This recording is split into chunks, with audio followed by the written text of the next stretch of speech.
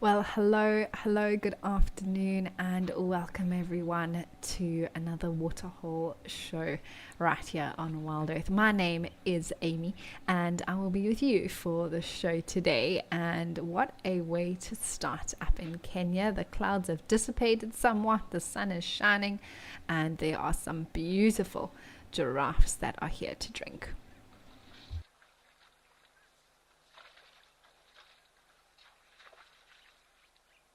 Now remember everyone that this is a live and interactive show, so please do make sure that if you'd like to chat to me, you are more than welcome to do so. Ask any questions or share any comments that you may have, and you can do so on the Wild Earth website or the app. You can also chat to us in the YouTube chat stream. Just remember to use @FC, or you can join the conversation on X using the hashtag WildEarth.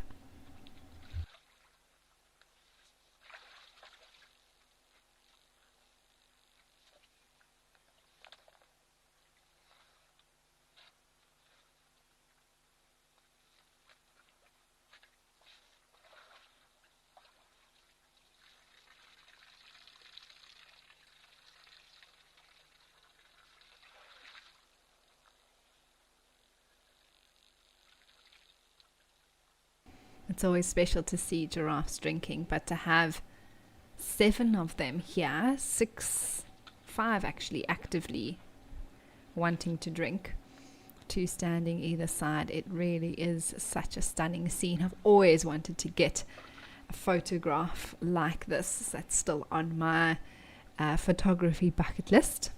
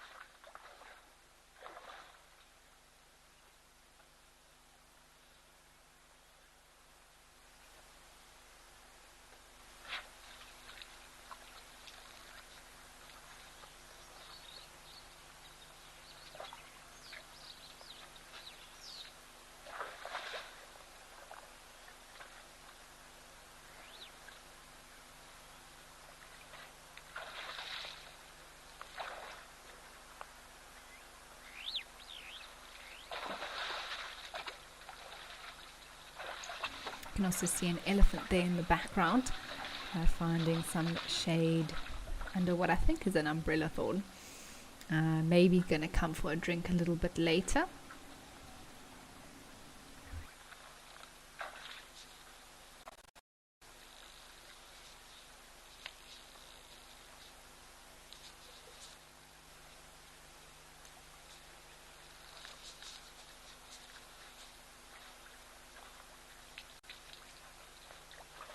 It's so beautiful to just enjoy these animals here at the water with the blue sky and the green trees in the background. And soon this grass is also going to turn green as the wet season approaches. Quite heavy rains that should come from about November or so here in Kenya.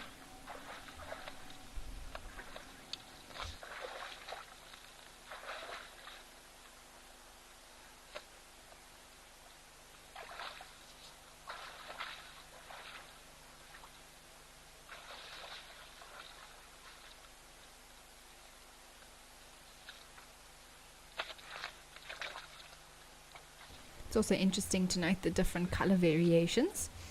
There's one at the back, I think it's a female, that's actually very dark in comparison to some of the other giraffes around here. Just showing that it's definitely not only males that get a darker coat, and it more has to do with the genetics of the individual.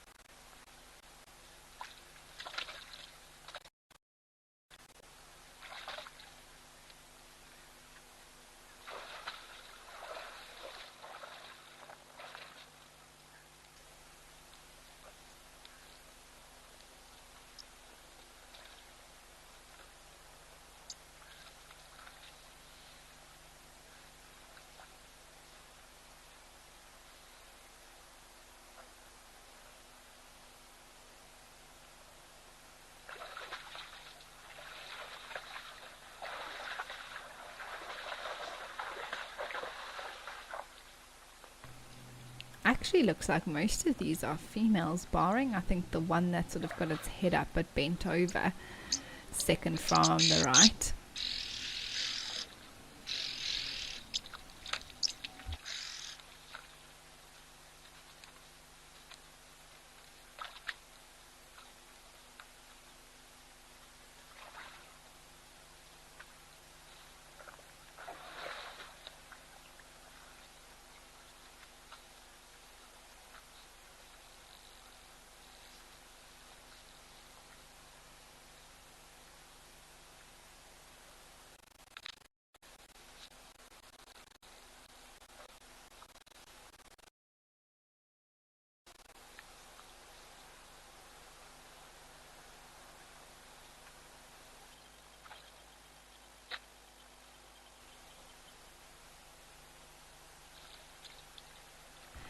Darcy Miller, thank you for saying hi. It's so wonderful to know that you're on board this afternoon. Hillary, you're in the UK and you're saying good morning. And you want to know if elephants can swim? They most certainly can.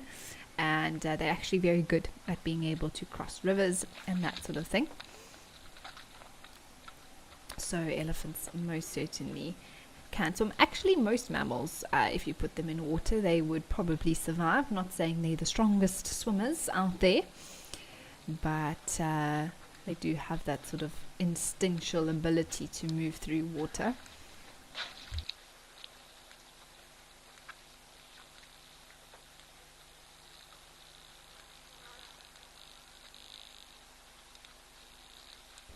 Plenty of oxpeckers around as well. You can see them flying all about.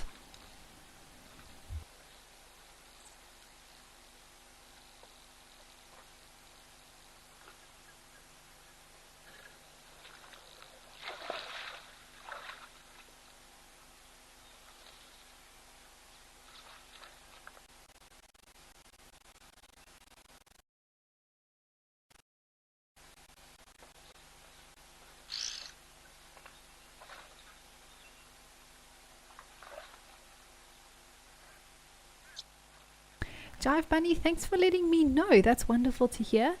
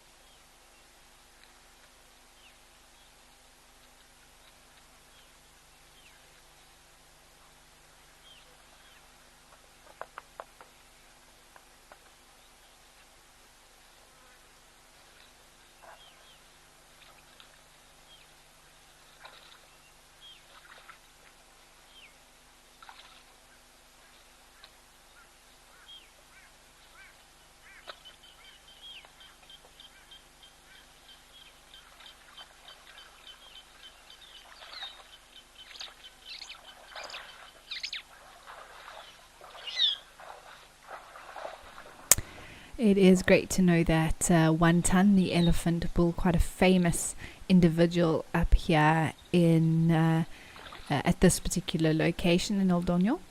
And it's good to know that he is around. Thanks, Jive Bunny. Let's head over to Tau.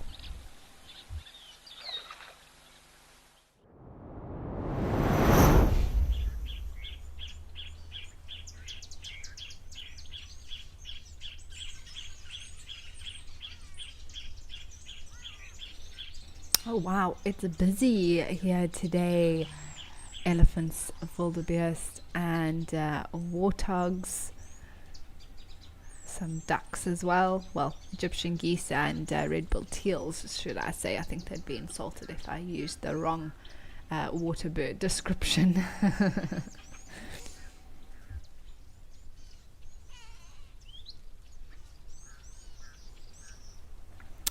Hilary, I must say, I was thinking about that when you asked about elephant swimming. I don't think I've ever seen a giraffe purposefully go for a swim. I think they may have been chased before by predators into water, but it's not something that they actively do, is go for a swim. I don't know, maybe one of you watching and listening have had an experience like that or seen footage of a giraffe swimming, but I think if they had to, they would be capable of it. Probably not long distance, but maybe to evade a predator or something like that, they'd run into the water. I'm not actually sure, Hilary, but just going on the other mammals that do have that ability or can, they won't just drown immediately, in other words.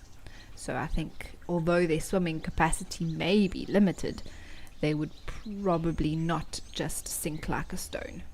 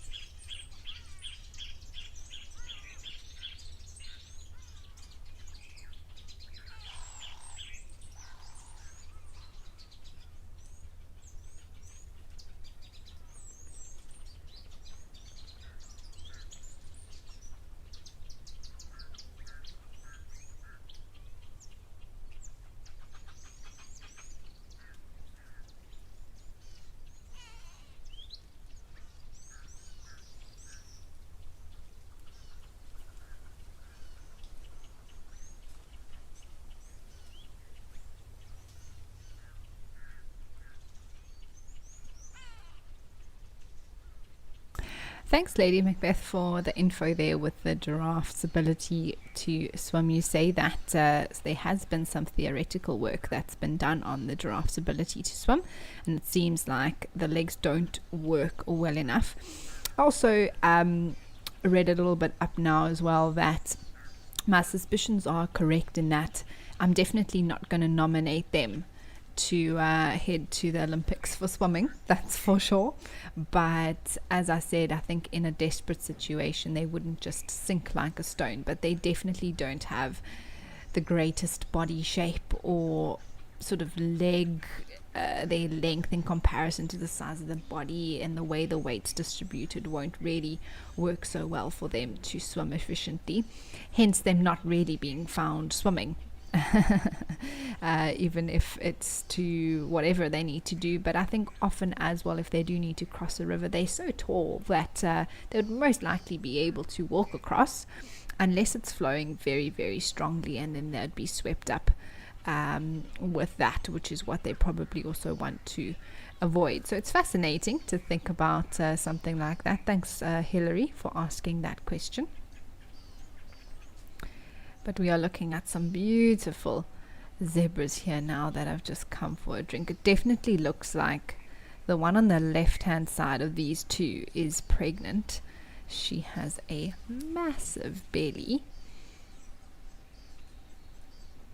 I wouldn't be surprised if there's a baby zebra that is to be born in the next month or two, maybe even weeks. And speaking of giving birth, Lenny, you want to know if I've ever seen a giraffe give birth? Lenny, I've never seen any animal give birth. I've seen some very newly born elephant calves and a giraffe once, but never the actual, you know, that classic picture of the legs sticking out of a giraffe's bum or something like that. It's would be something I would love to see, and every summertime I get very excited at the possibility of even seeing an impala lamb being born.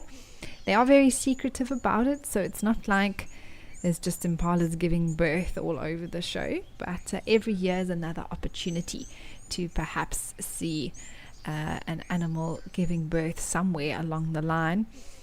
I know buffalo births are also something. If you time it right with the herd, there could be a female that's giving birth at that time, so you never quite know. But not as of yet, Lenny.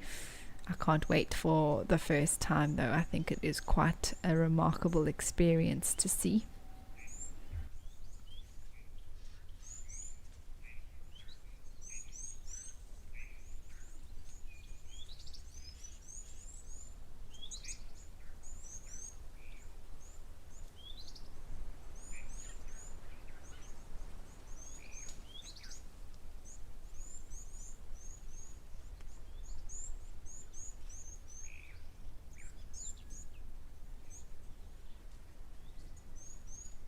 Well, I've enjoyed being here at Tau. Let's head over to Naledi Dam.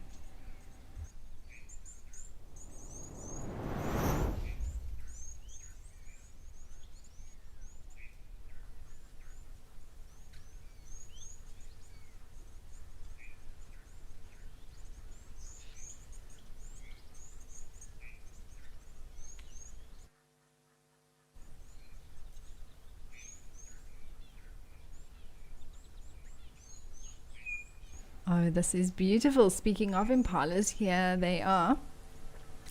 Females with some very round bellies. Look at that one on the left. Just a few weeks away from giving birth now.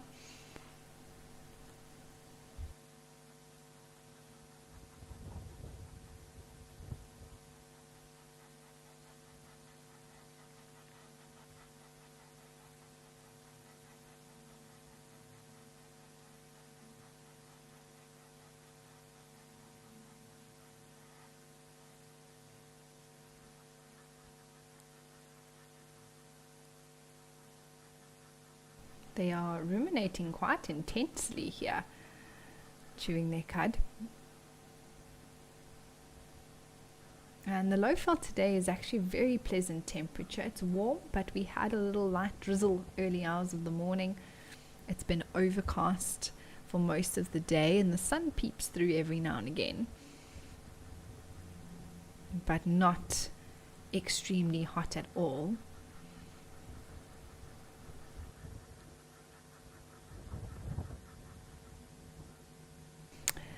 Lady Macbeth, exactly. You say in 10 years of watching Safari Live, you've seen 2 births. So there you have it. I hope that when I get to the 10-year mark of my Safari Live experience, I would too have 1 or 2 at most birth experiences under my belt. So it just goes to show how rare it is.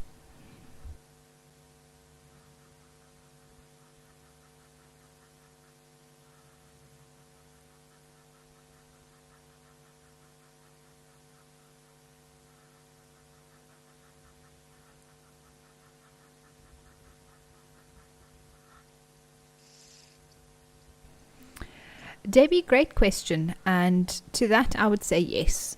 I think obviously it completely depends on the animal, and I mean, we can refer to reptiles, birds, and mammals all in that sort of group, amphibians as well. But yes, generally when it comes to birthing or even laying eggs or looking after little ones, they are so vulnerable when they are small, no matter what animal it is, and it's so easy for them to be predated upon. And specifically if we look at mammals, that is the time where mom is also vulnerable, and so even something as big as a giraffe or an elephant would still want to keep themselves in perhaps very thick bush. Maybe with elephants have the others around to sort of protect them. Impalas move off to a little thicket. Nyalas as well, kudus have their little one in order to keep it safe and hidden. And I think it is because of the vulnerability aspect that they do that. If we think of lions, leopards, and hyenas having dens, that's a very secretive thing that they don't want others to know about.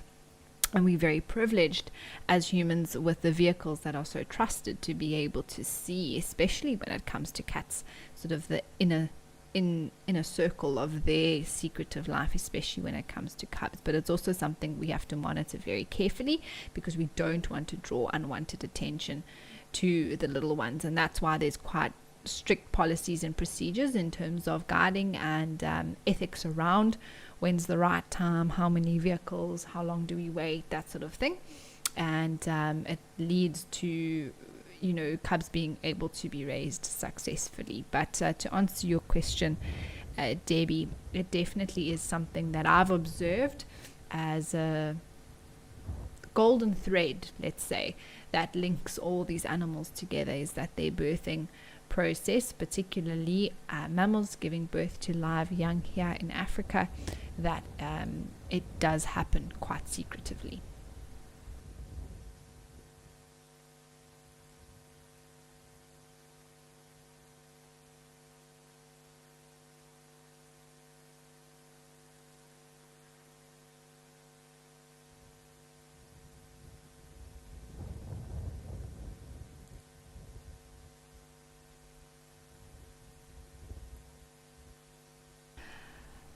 Well, I've loved just seeing these beautiful impalas here, Naledi. Let's head over to Tembi.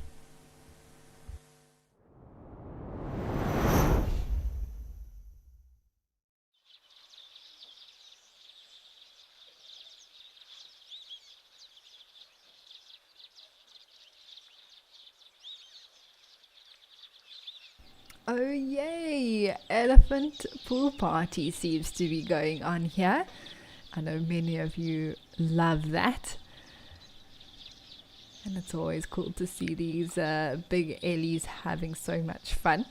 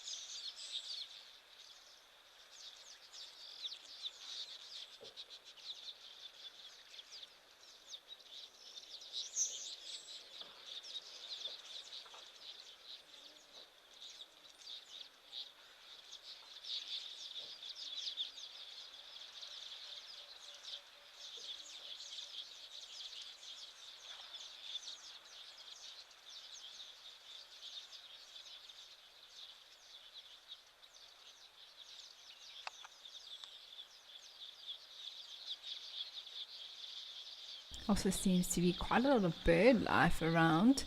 Maybe one or two of the widow birds and widers coming into breeding plumage, which is always beautiful to see.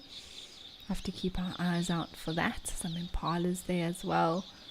And these weavers, I think, are now going to be our background music every time we arrive here at Tembe.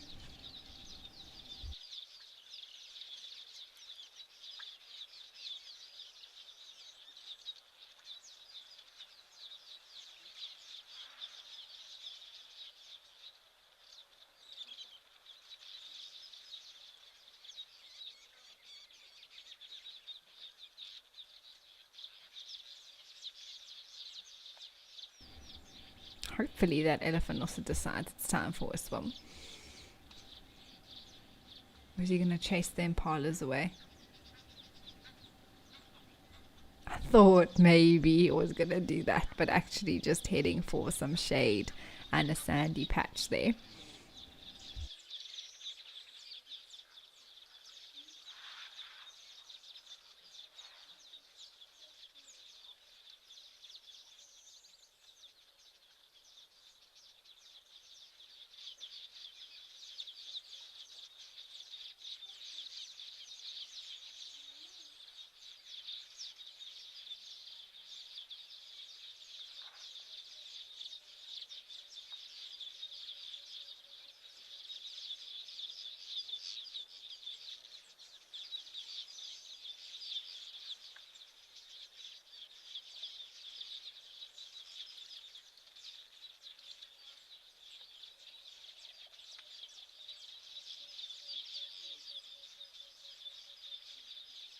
You can see how it's actually using its foot to dig forward and then creating like a little sand pile and then using its trunk to throw it on itself.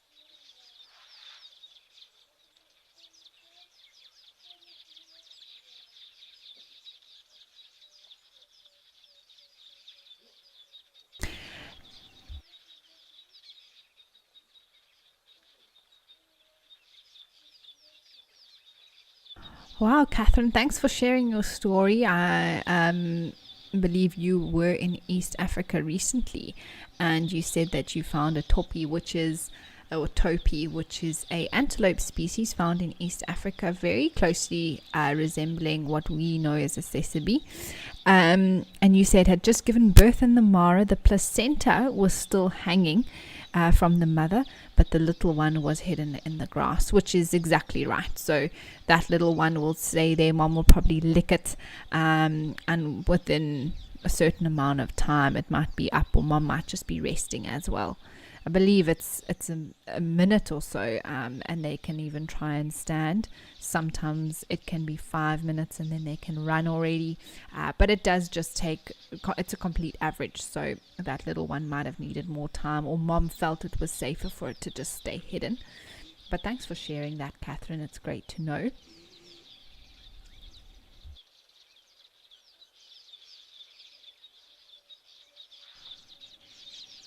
Two younger bulls having a bit of a tussle there.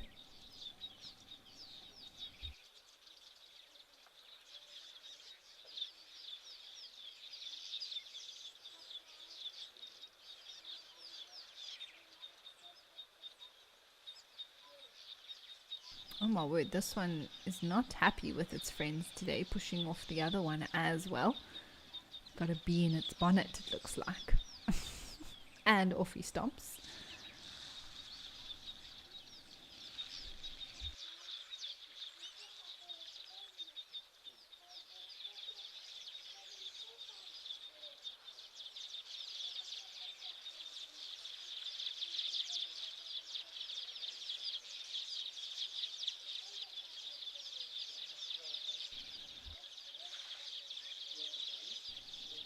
Alright, well, we might be back here later, but let's head over to Victoria Falls to see the vultures.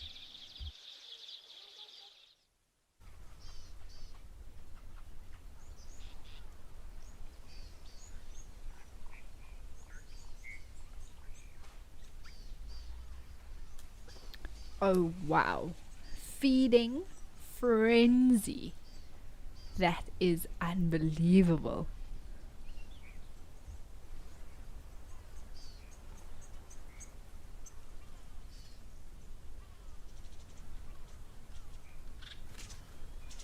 Now, just to explain for those of you who may be a bit shocked as what's happening here, this particular location has a feeding program for vultures, but of course the marabou storks won't, you can't stop them from coming either. And it's all about providing safe food sources for the vultures to avoid things like poisonings and stuff like that. So it's all to do with the conservation of these endangered animals.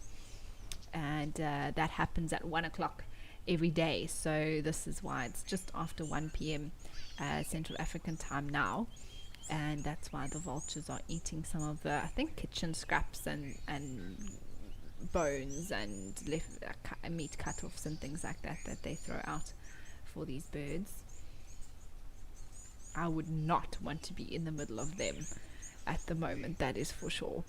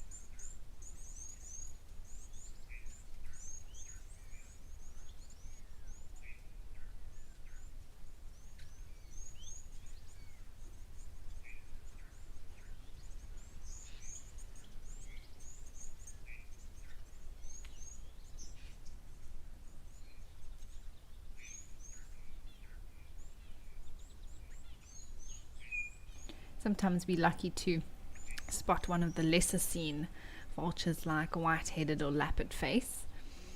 It's difficult to tell just from this distance, but it looks like most of them are white-backed and hooded vultures.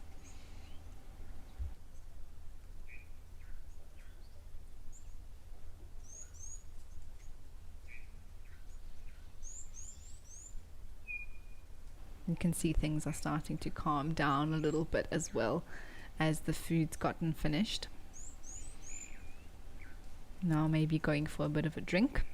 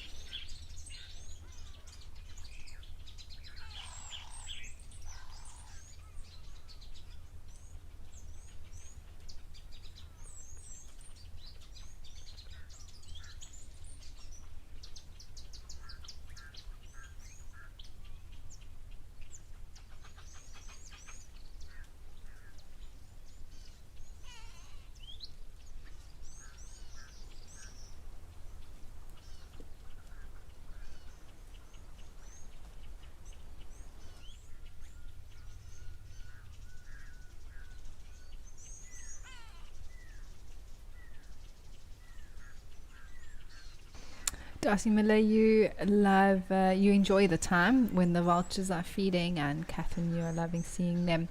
It's wonderful to just be able to appreciate them as well. It was Vulture Awareness Day a little while ago, I think, and it is so important that even though they are animals that I guess aren't the prettiest, some are. I mean, the white-headed vulture I find magnificent in appearance, but they perform such a vital role in the ecosystem and probably have a bit of a bad reputation because they do feed on carcasses and things like that. There's also many cultural beliefs about them, which of course are not true for the bird. They're just a bird doing what they need to do out in nature, and often it means that they get killed or poached for that, poisoned, and that's what I was referring to earlier, in that or sometimes actually they eat other food that was meant for something else and are poisoned through that because they are scavengers. So there's lots of different things or challenges that they are facing, should I say. Also flying into things like power lines because they're not thinking that there's going to be a power line in their way. And the more that we can talk about it and share scenes like this, the better for these birds.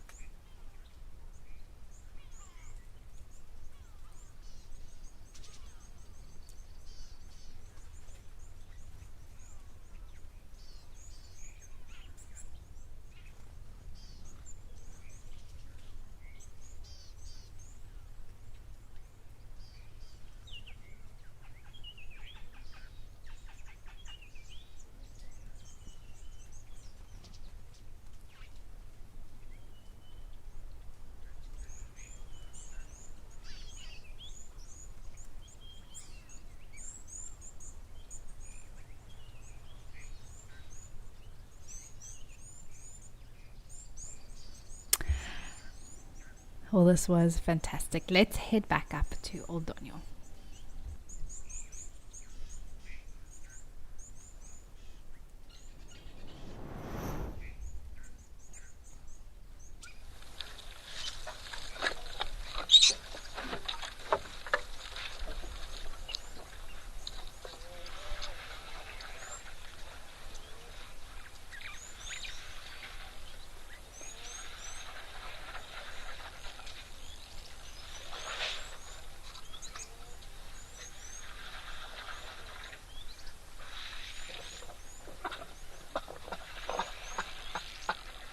Well, what a awesome scene to come back to, yeah, with some baboons and also those elephants. The one I think was under the tree there has come to drink, and what a beautiful bull.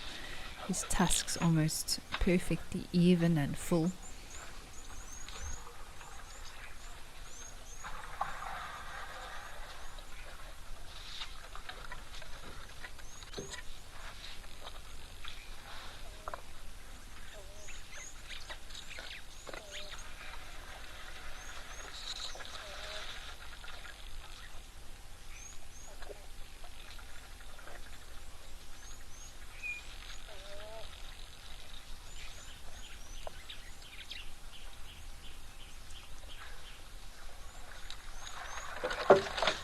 One of the bigger males there arriving. Wow. These look like the yellow baboons. Different from the species that we see in southern Africa called the chakma. Much more grey coat, I think. These having a lot more yellow in them.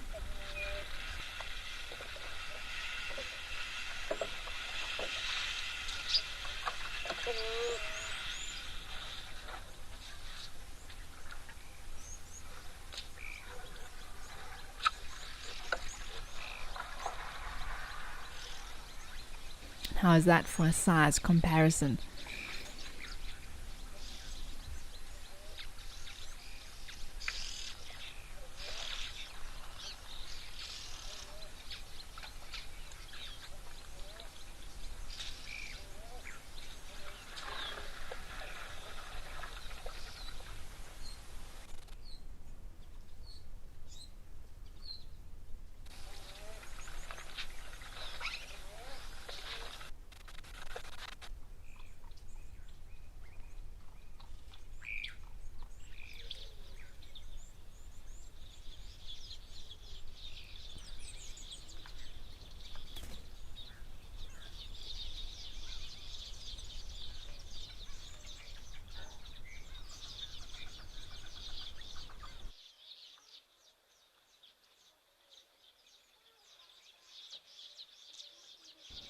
We lost the feed there, but we've come over to Tembe where there are two bulls pushing each other around.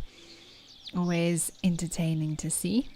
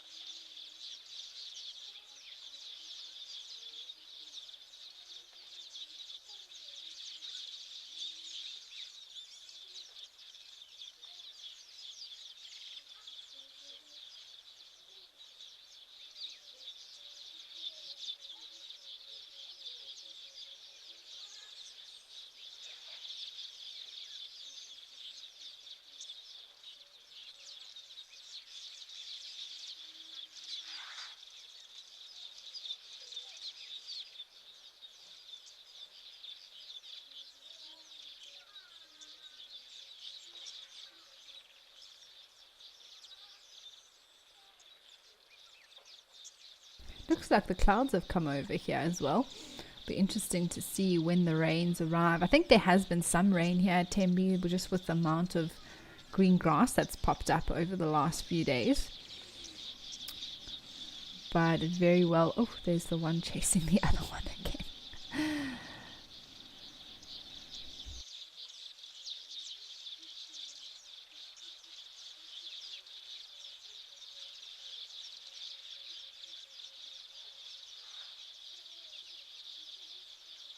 And these two are relatively younger bulls. I mean, those tusks aren't very thick, but they are long, maybe between 20-25 years or so. Difficult to say for sure.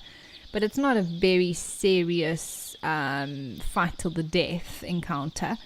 But they're not holding back. I mean, they do seem to, the one on the left does seem to be pushing quite hard.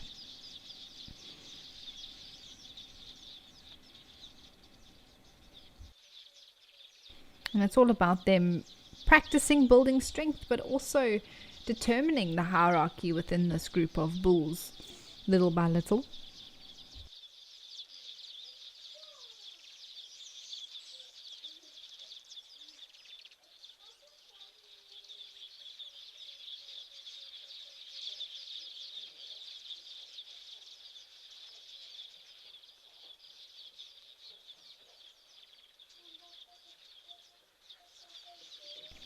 I thought this one backing off was going to end up in the water. Oh, there we go, a few feet wet. I do love when they fight, inverted commas, like this and come into the water and almost have a pool party while they're having their scuffle.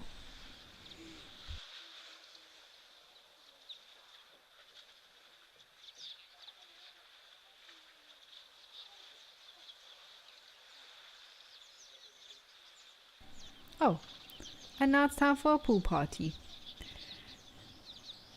I do think there's an element of fun involved for them, you know, a little bit of wrestling they enjoy, but it's difficult to gauge from an outside perspective what is play and what is serious.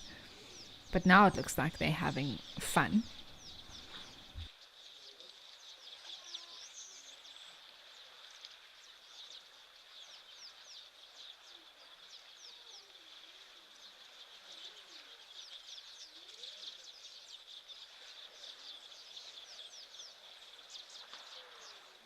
Oh man, doesn't that just put the biggest smile on your face?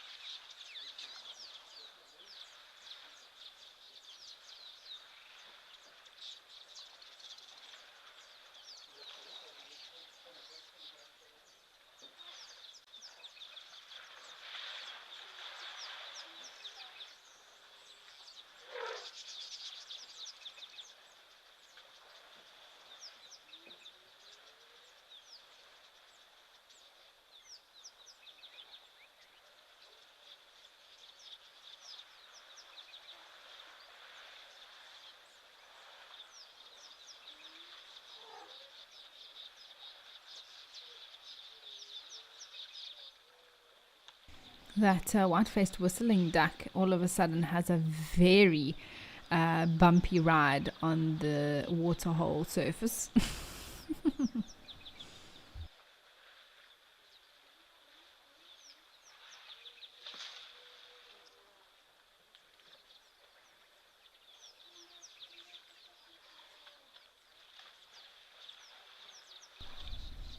So, Rosie, that sort of pouch that I was referring to at the back of an elephant's throat is called the pharyngeal.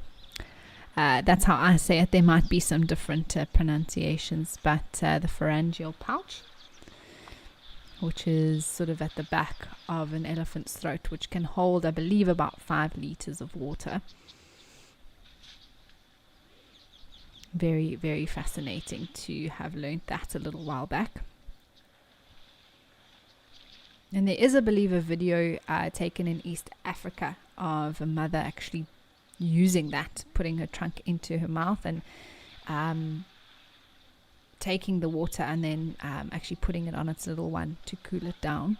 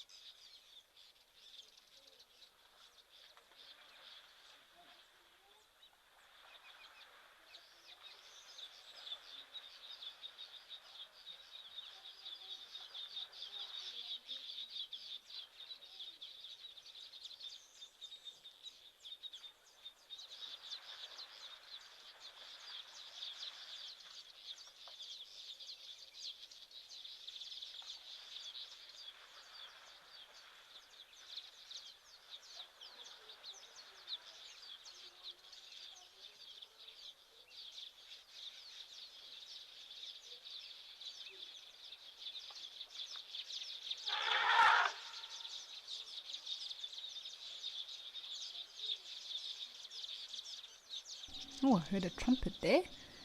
These two are still not completely happy with one another.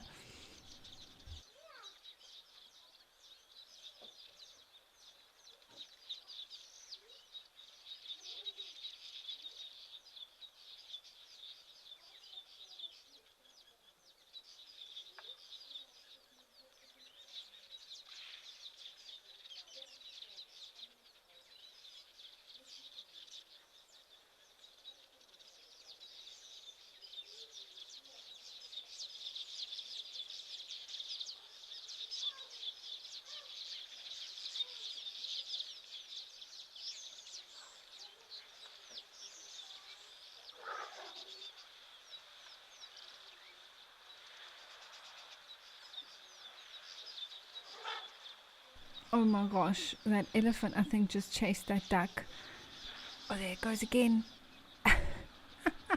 Poor white-faced whistling duck. That was so funny. This one is full of beans today. It's very cheeky.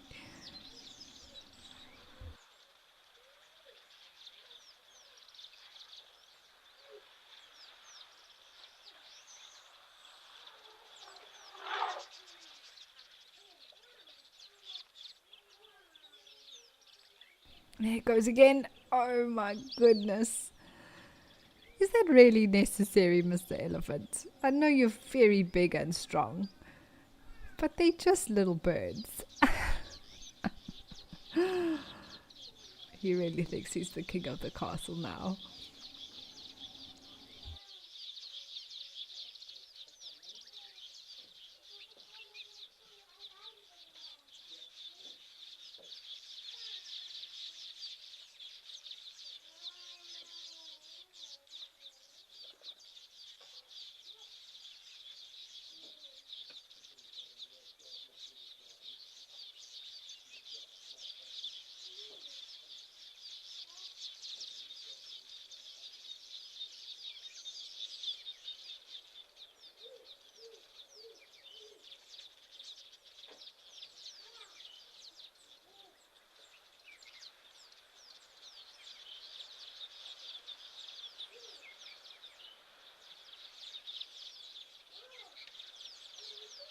That Eddie was just sitting in that mud wallow now and stood up.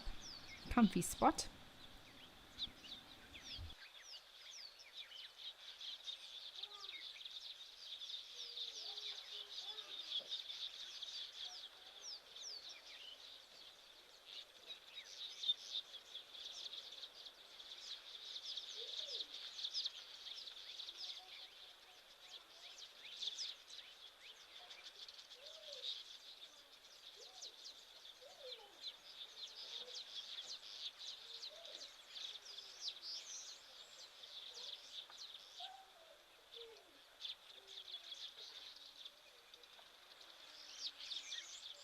Here comes this cheeky one again.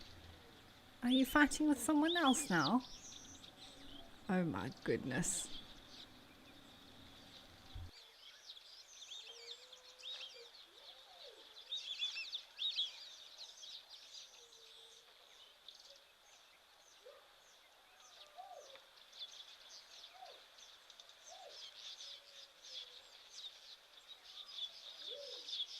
Obviously wanting his time in the mud spa.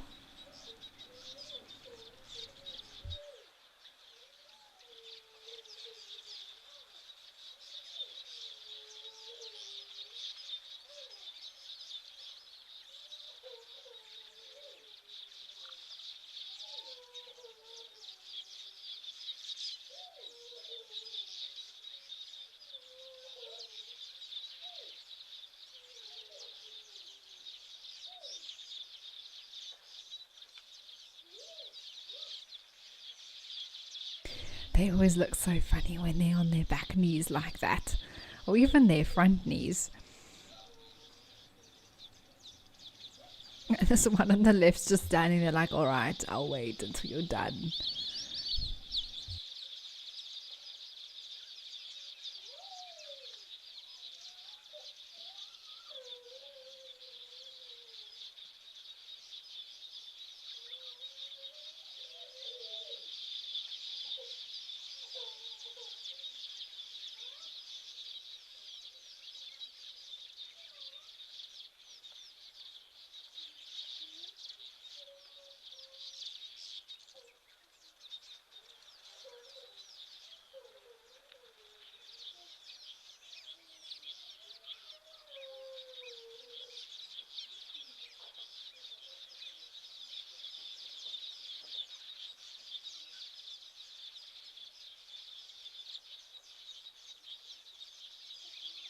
We are going to leave this Ellie to do its thing here, maybe check in later. But for now, let's head over to Botswana to Hyena Pan.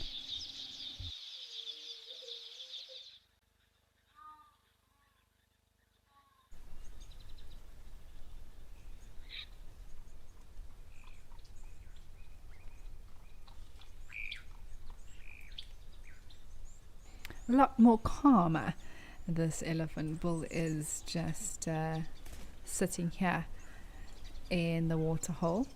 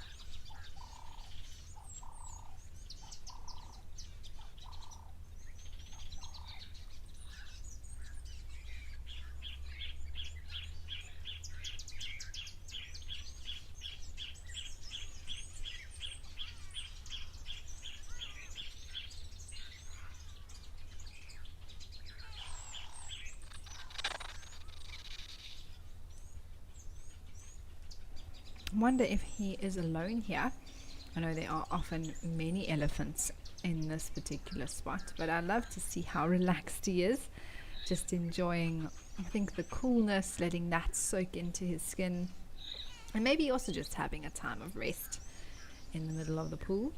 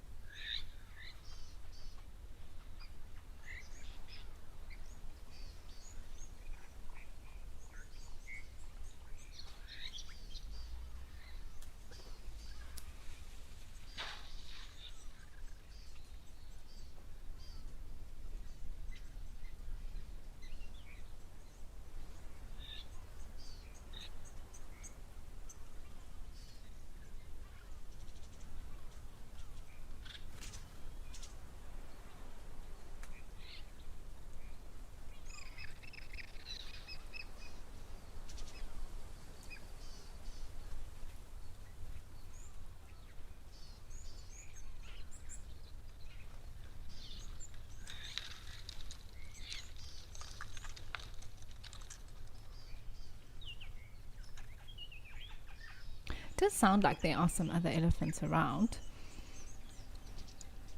maybe moving to drink at that trough, maybe moving off further in between the mapanis. I see some more green leaves today as well on the mapani trees.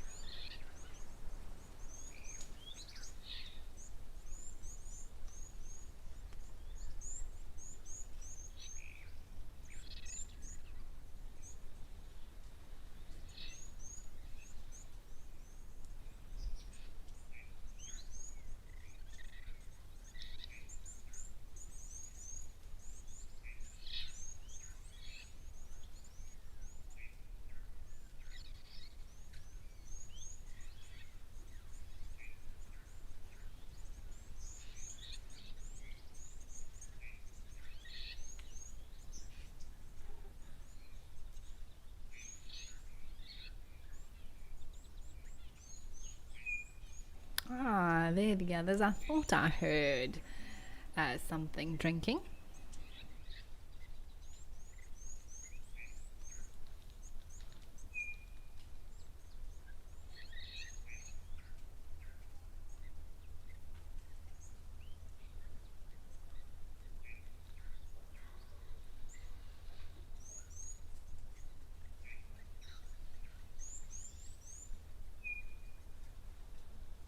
let's head over to Tao.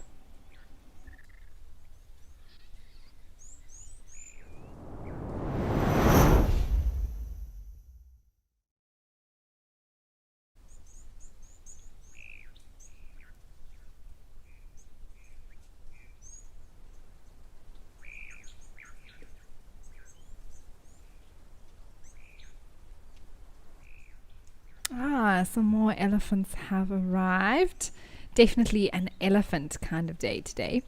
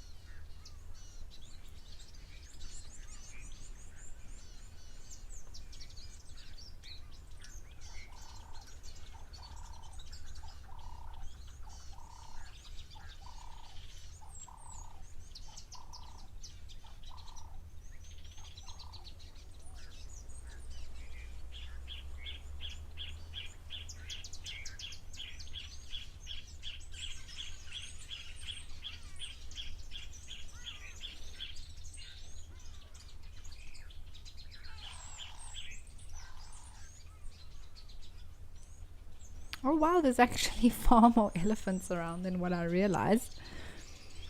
I do hope some come to feed again on the green grass. I actually haven't seen that for a while. It's just been full with waterbuck recently.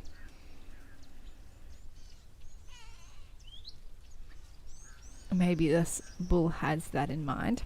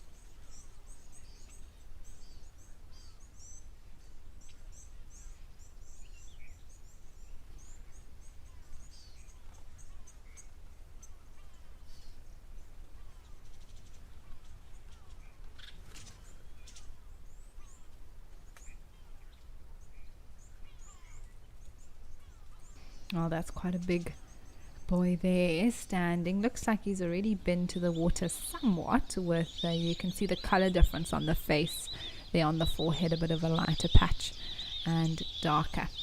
All right, we've come back to Tembi and these impalas are busy feeding away.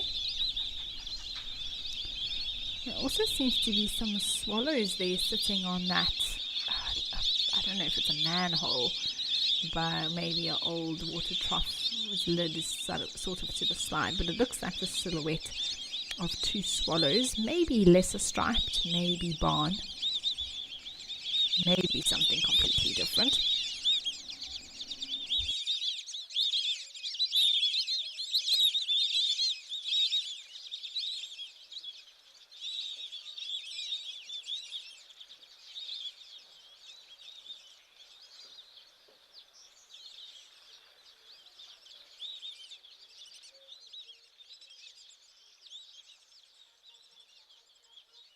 Oh wow, that elephant has beautiful tusks. Oh my word.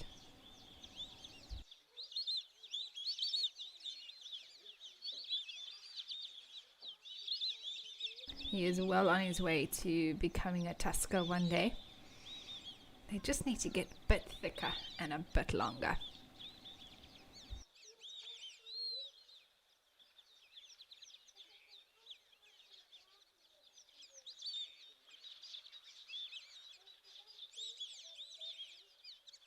Yes, those are the swallows I was talking about.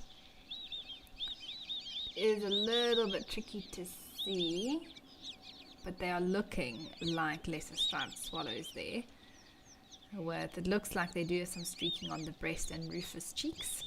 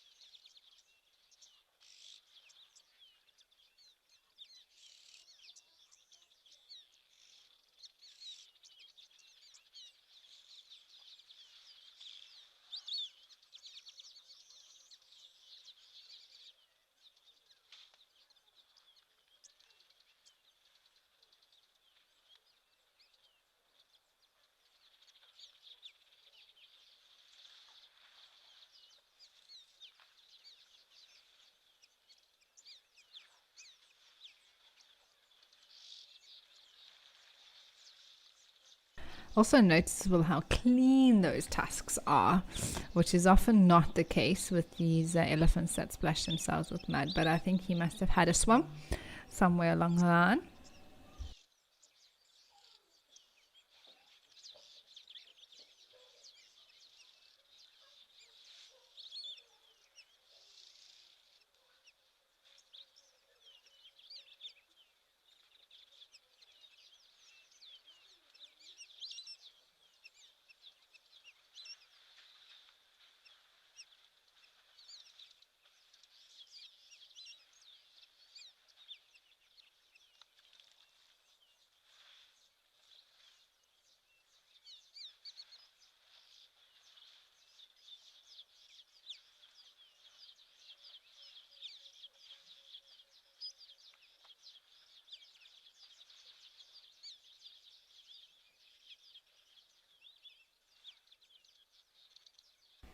Looks like not only are the elephants having a good time, but these yellow-billed storks, and it looks like African spoonbills are there as well.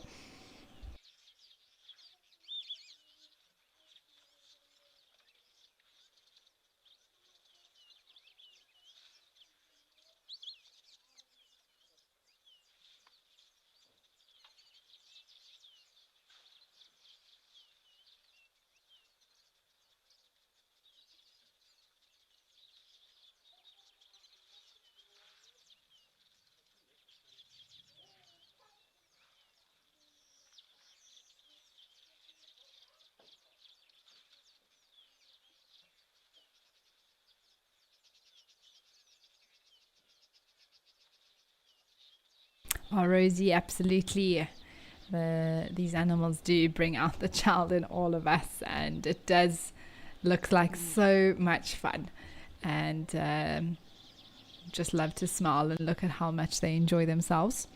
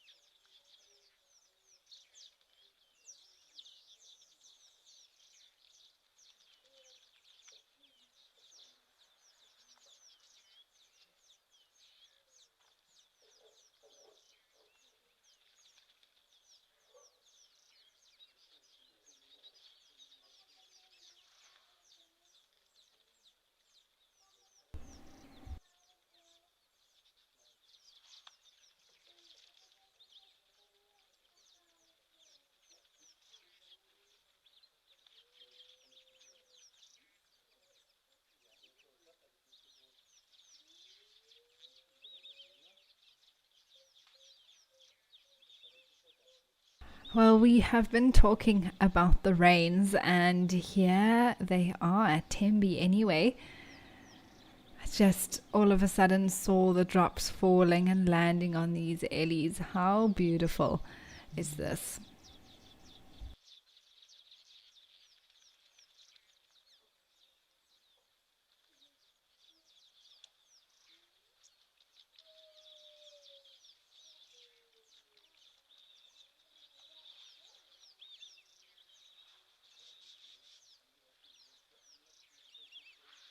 It's one of my favorite things to experience out in the bush are summer rains where it's so warm still and you've got this cool rain falling and you actually just want to go and stand there like these elephants are and have it fall on your skin.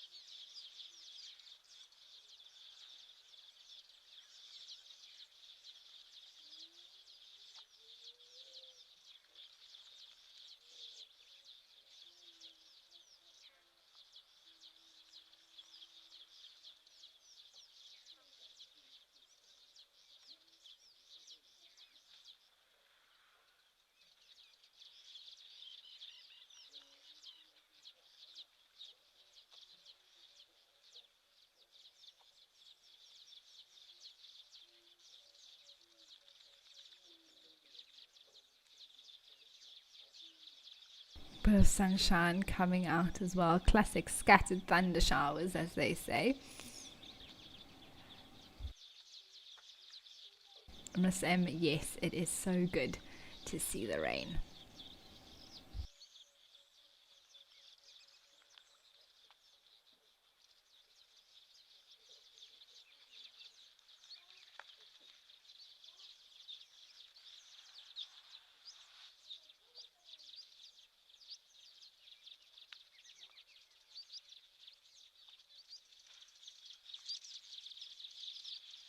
Well, this has been lovely. Let's head up to Kenya and see what's happening at Lentor.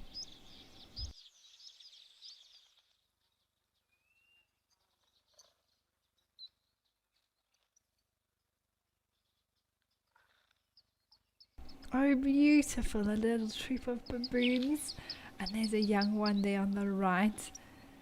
They always provide endless entertainment, don't they?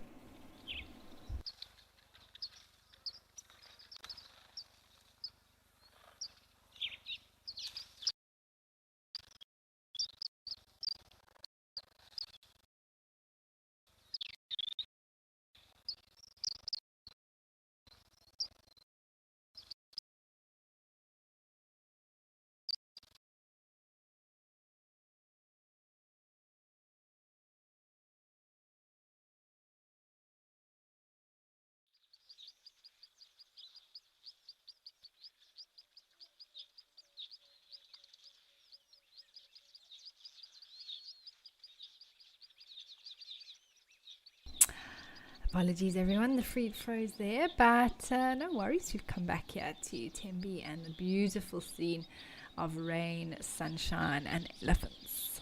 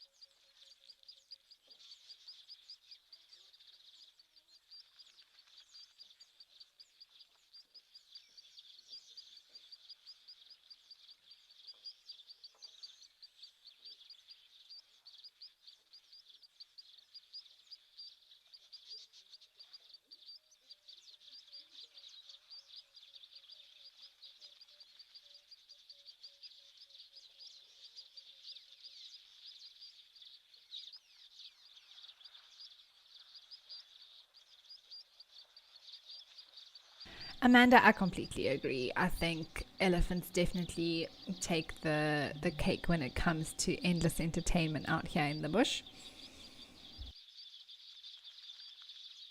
There's just always something to look at, isn't there? Now we've got some bulls going head to head again.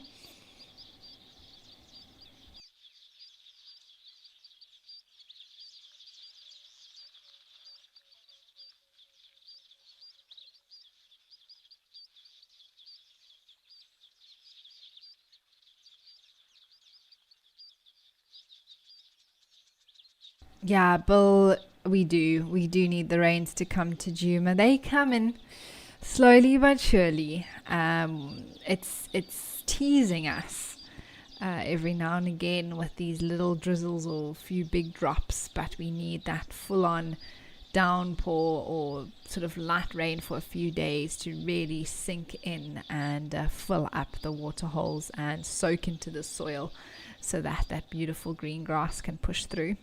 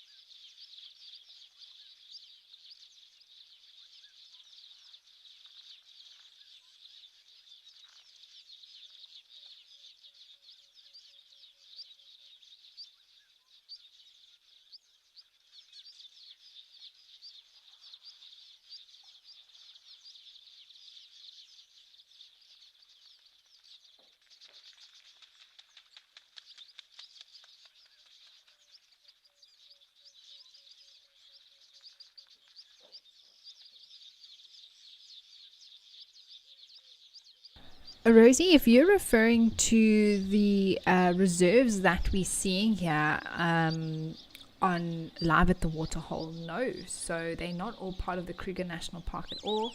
Tembe is in KwaZulu-Natal, a completely different province, and its own reserve on its own private reserve in that.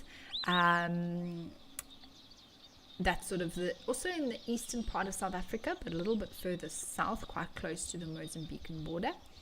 And then Victoria Falls, of course, in Zimbabwe. We've got 2 locations in Kenya, a few in Namibia as well. And then there are some within the Greater Kruger, such as we saw Naledi, there's Jabulani, there's Nkoro and Juma.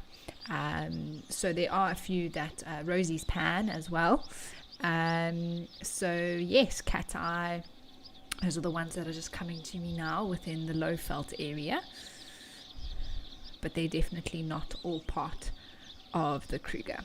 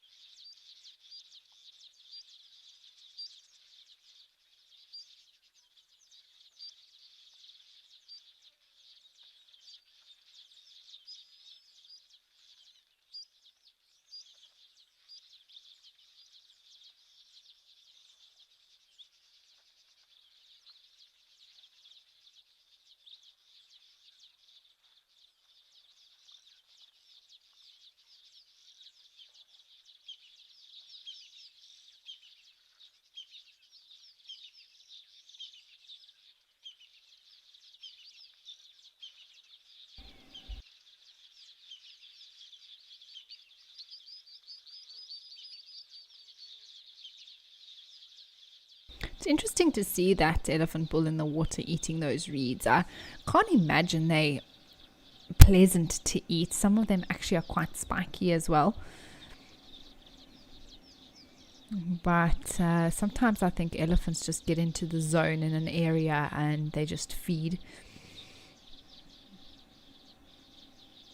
But aren't those ears massive, especially when he flicks them all the way forward like that from the back? You really get a sense of how large they are.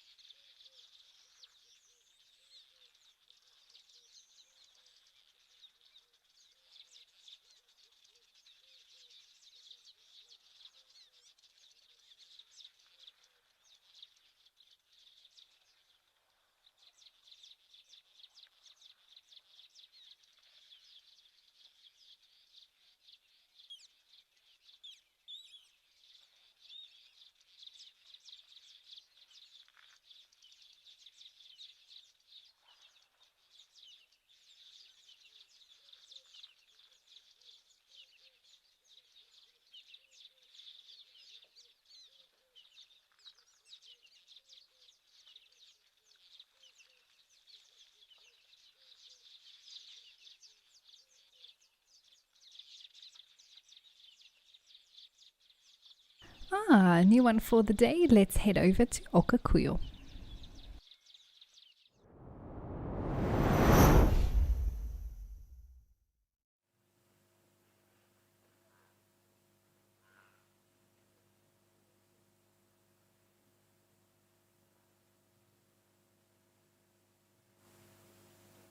Oh wow, that is a massive herd of gemsbok that have come to drink. I think it's all gemsbok. Looks like some giraffes are making their way here. I know before the show started there were plenty of elephants around as well, which is always wonderful to see.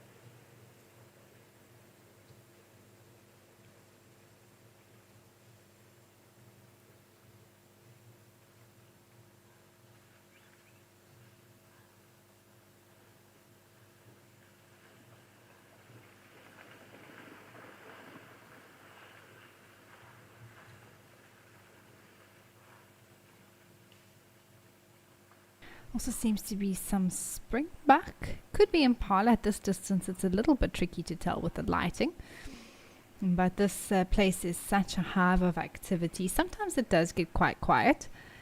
But now, especially with the heat coming into the very hot times of the year, it is... Oh wow, they're all deciding to move. Are there... I think there are some zebras there as well. Yes, it wasn't all gemsbok or oryx. There were some zebras on the left-hand side. That makes sense.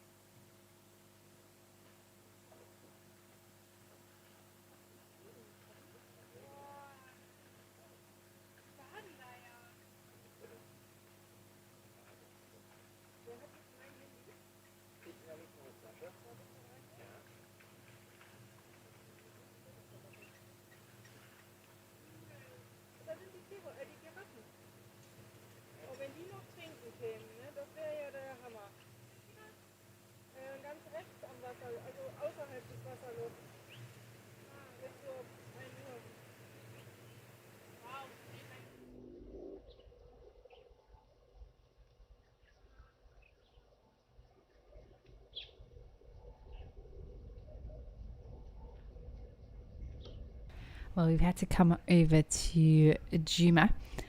Always good to pop in here as well and see what's happening.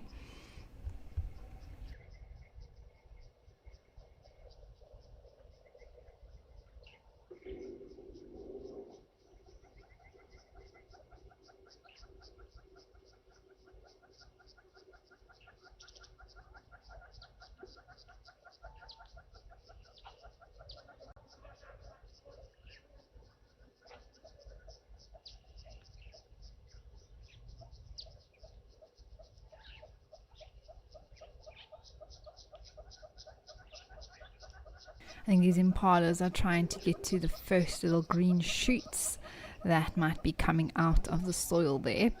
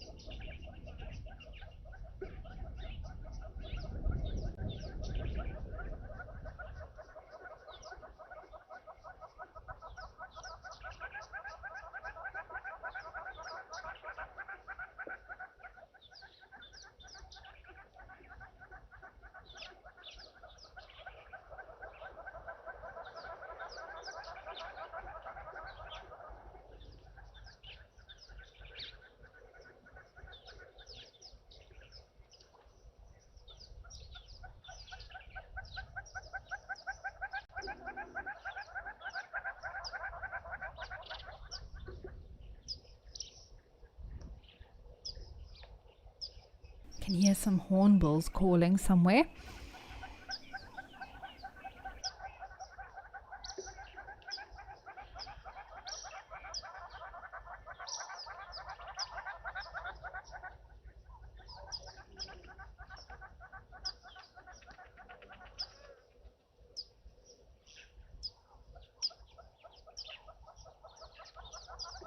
Let's head back over to Tembi.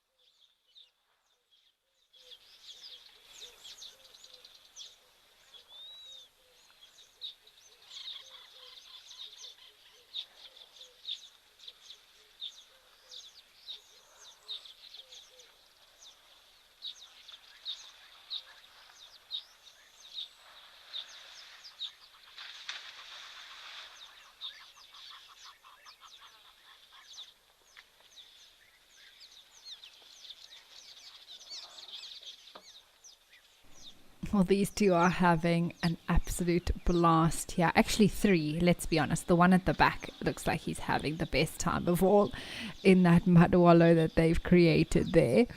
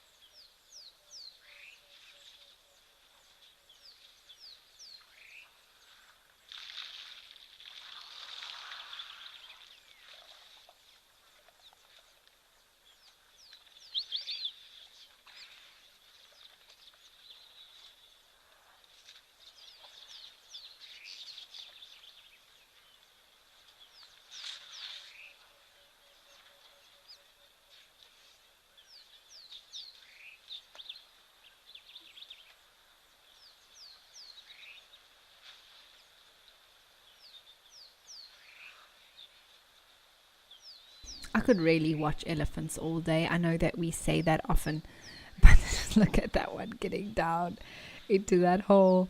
I think they've all taken turns as well. It's obviously the perfect spot to get really all up in the mud.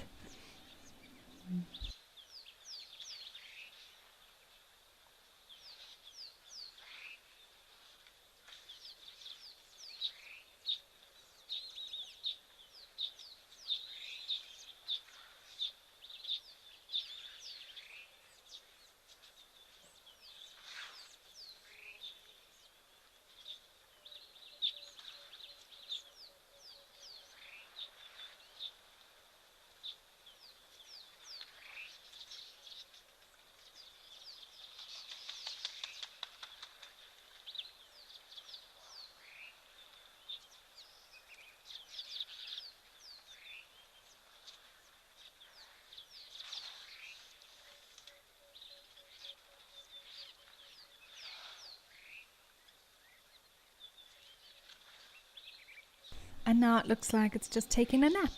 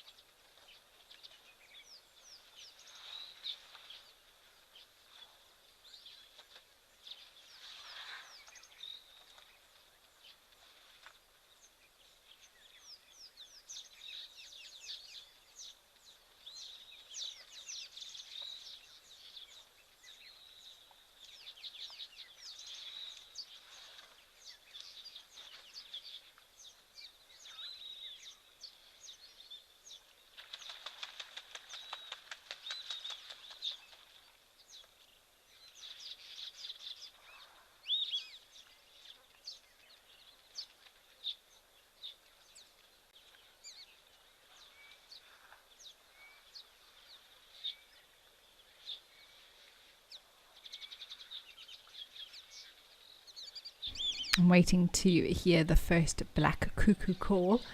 I thought I may have heard one today, but it wasn't quite the full call, so I won't really accept that. Maybe it was something mimicking it. But I know Tembe would be a perfect place to hear a black cuckoo calling. One of the birds I most look forward to arriving in southern Africa, and also the one that I have heard but not yet seen. Hopefully this will be the season that I lay my eyes on it.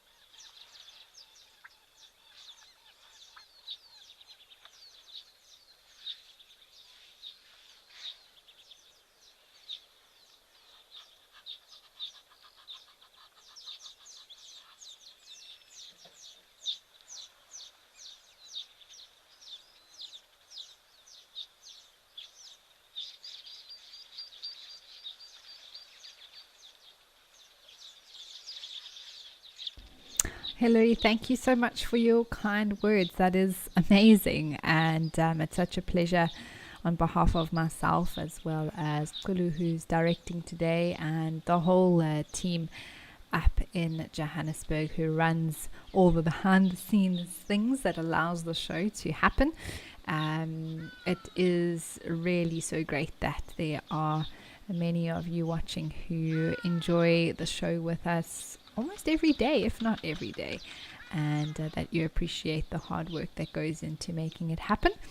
So that is really wonderful to hear. Thank you, Hilary.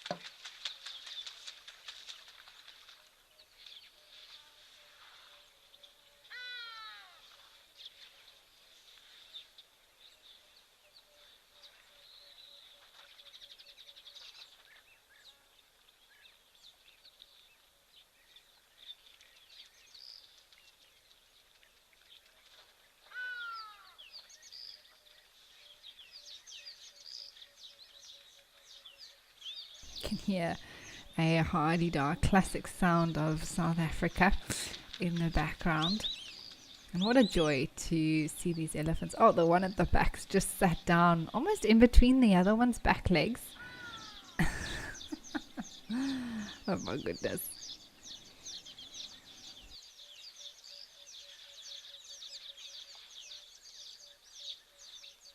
We were just saying earlier how funny it is to watch these elephants try and get up when they've been lying in that hole there on the left hand side. It's always entertaining. They look so clumsy.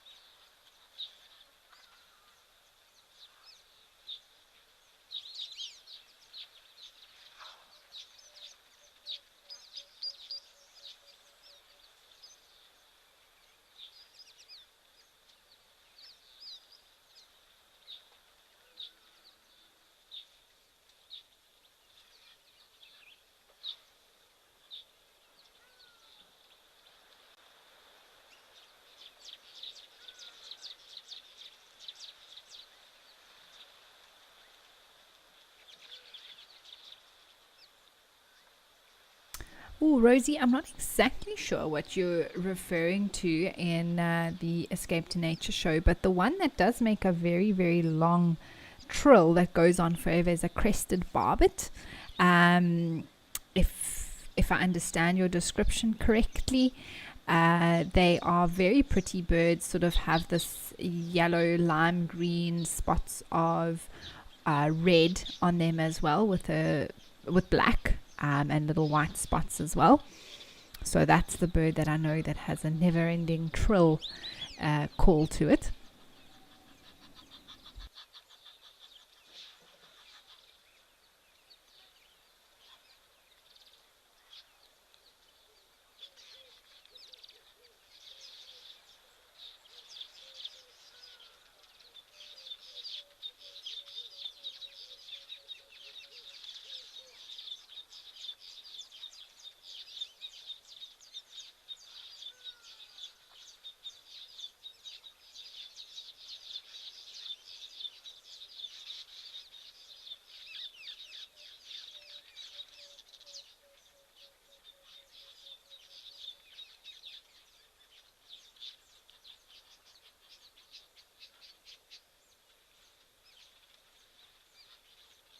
Well, everyone, we are coming to the end of today's Live at the Waterhole show. I can't believe it. It's flown by today, definitely filled with plenty of elephants, but a lot of variety as well. Lots happening at different locations, which meant that it went by so quickly. And we will be back tomorrow, as always. And I will be back with you as well tomorrow, same time, 12:30 Central African time. And for those of you who are members and explorers, you will have the live safari this afternoon at 4 p.m. as well. All right, everyone. Thank you so much for all your comments and questions today, for joining me and Kulu, and we'll see you again tomorrow. Goodbye for now.